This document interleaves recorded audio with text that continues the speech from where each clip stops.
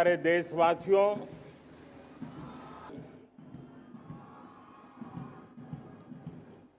आज वो शुभ घड़ी है जब हम देश के लिए मर मिटने वाले, देश की आजादी के लिए अपना जीवन समर्पित करने वाले, आजीवन संघर्ष करने वाले, फांसी के तख्त पर चढ़कर के भारत मां की जय के नारे लगाने वाले अनगिनत आजादी के दीवानों को नमन करने का ये पर्व है, उनका पुण्य स्मरण करने का पर्व है। आजादी के दीवानों ने आज हमें आजादी के इस पर्व में स्वतंत्रता की सांस लेने के लिए सौभाग्य दिया है। यह देश उनका ऋणी है। आजादी के पूर्व 40 करोड़ देशवासियों ने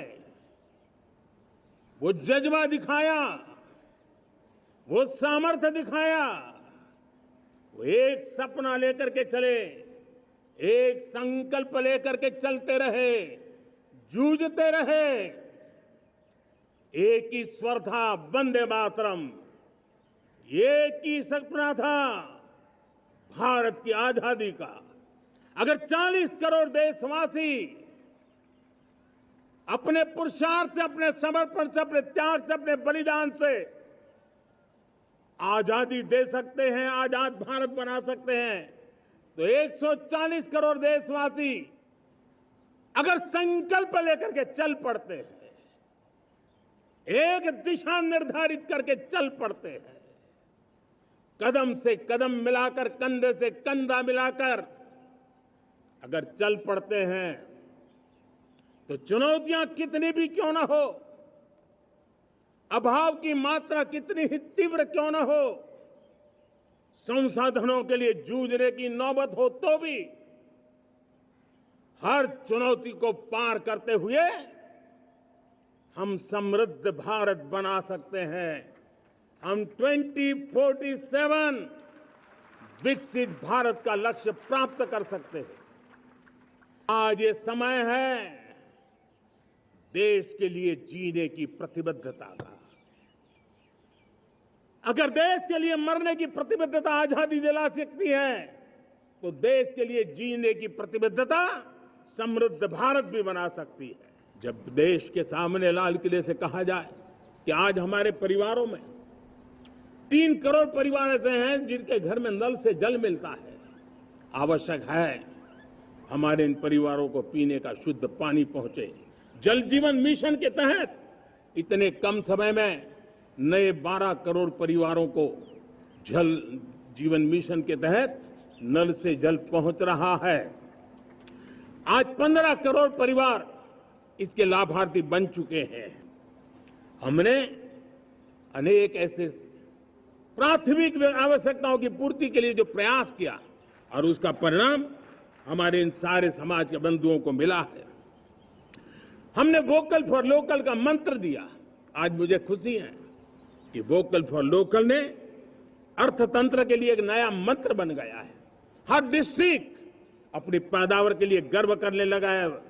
1 डिस्ट्रिक्ट 1 प्रोडक्ट का माहौल बना है। अब 1 डिस्ट्रिक्ट 1 प्रोडक्ट को 1 डिस्ट्रिक्ट का 1 प्रोडक्ट एक्सपोर्ट कैसे हो, उस दिशा में हर जिले सोचने लगे हैं। रिन्यूएबल एनर्जी का संकल्प लिया था। G20 समूह के देशों ने जितना किया है उससे ज्यादा भारत ने किया है, और भारत ने ऊर्जा के क्षेत्र में आत्मनिर्भर बनने के लिए, ग्लोबल वार्मिंग की चिंताओं से मुक्ति पाने के लिए हमने काम किया है।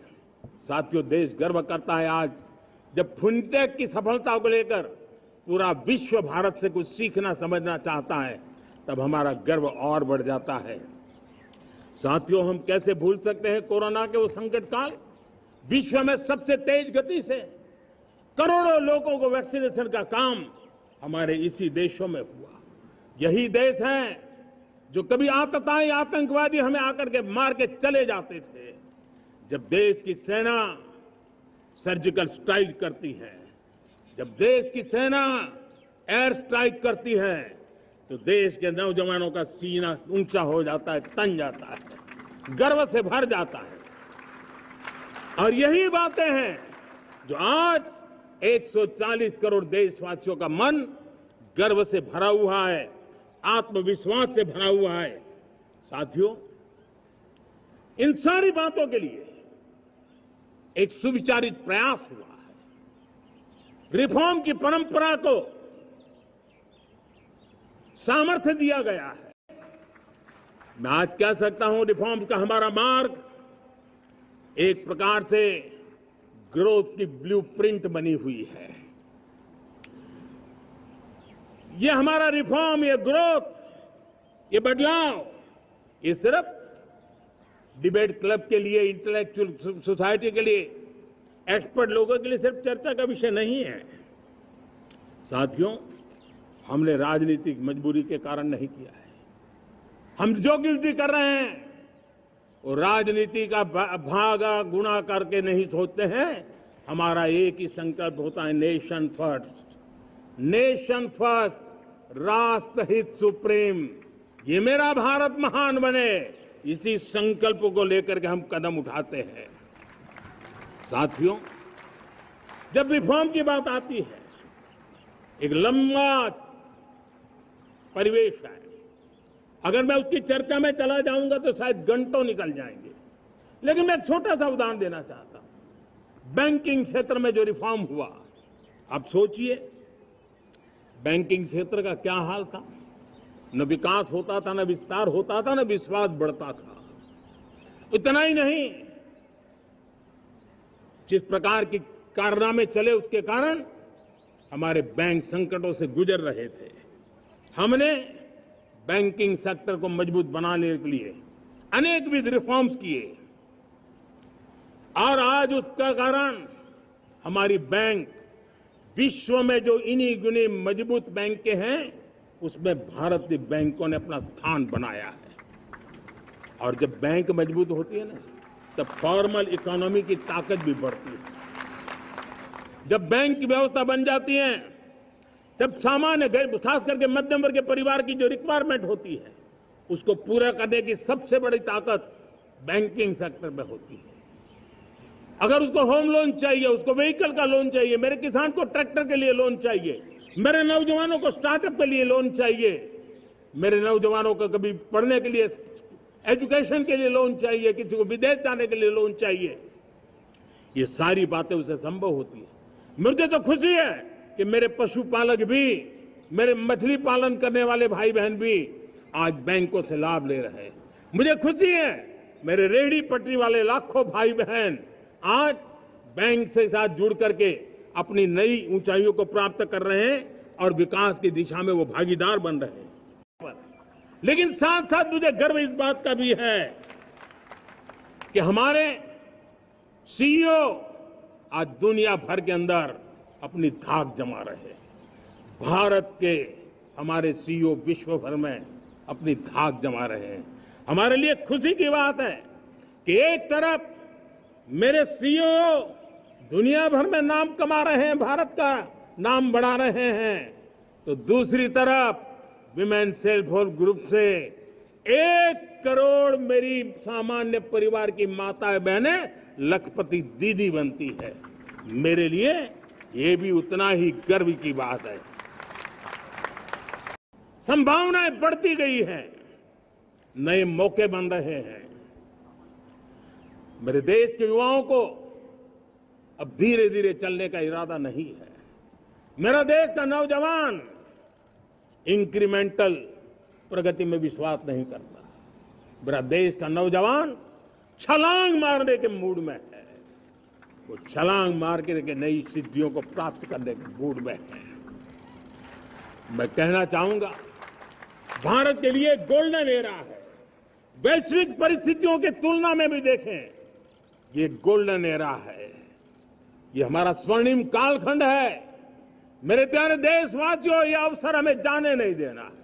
ये मौका हमें जाने नहीं देना चाहिए और इसी मौके को पकड़ करके अपने सपने और संकल्पों को लेकर के चल पड़ेंगे तो हम देश की स्वर्णिम भारत की जो अपेक्षा और हमें विकसित भारत का 2047 का लक्ष्य हम पूरा करके रहेंगे। हम सदियों की बेड़ियों को तोड़ करके निकले हैं। आज टूरिज्म का क्षेत्र हो, एमएसएमई का क्षेत्र हो, एजुकेशन हो, हेल्थ सेक्टर हो, ट्रांसपोर्ट सेक्टर हो, खेती और किसानी का सेक्टर हो, हर सेक्टर में एक नया आधुनिक सिस्टम बन रहा है। हम विश्व की बेस्ट प्रैक्टिसेस को भी आगे देख रखते हुए हम हमारे देश की परिस्थितियों के अनुसार आगे बढ़ना चाहते हैं। हर सेक्टर में आधुनिकता की जरूरत है, नएपन की जरूरत है, टेक्नोलॉजी को जोड़ने की जरूरत है। हमारी नई नीतियों के कारण इन सारे क्षेत्रों में एक नया सपोर्ट मिल रहा है, नई ताकत मिल रही है।